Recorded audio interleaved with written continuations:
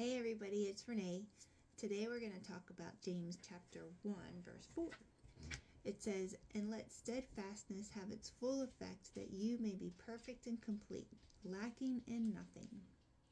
James is guiding us on a spiritual road trip, one where he's already urged us to count trials as joy and embrace them as endurance training. Now he reveals the destination, perfection and completeness. I still remember the sheer dread of test day in school, the teacher striding in, papers rustling, and the room plunging into silence. No more hints, no more last-minute clarifications, just me, a pencil, and questions that suddenly felt like they'd been written in another language. Panic would hit. Was I even paying attention? Did I study enough? Why does this look so unfamiliar? Those were the moments I'd half-jokingly pray for the rapture. But as I sat there frozen at first, something shifted. The answers started bubbling up, not because the teacher was slipping me hints, but because they were already inside me. I'd been taught, prepared, equipped, even if I hadn't realized it. James 1:4 works the same way in our lives.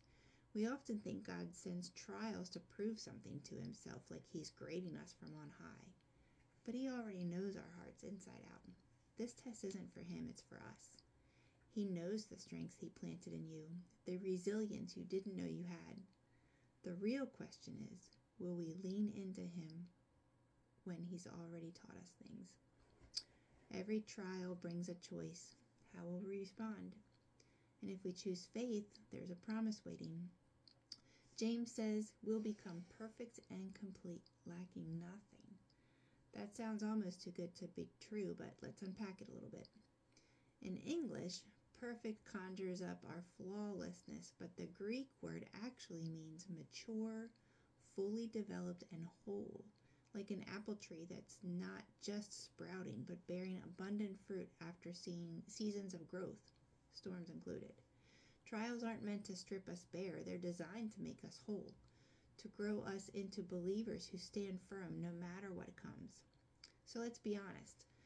Some days we feel woefully short on patience, faith, or sheer grit to keep going. But as we navigate trials with endurance, God is sculpting us step by step into people equipped for his calling.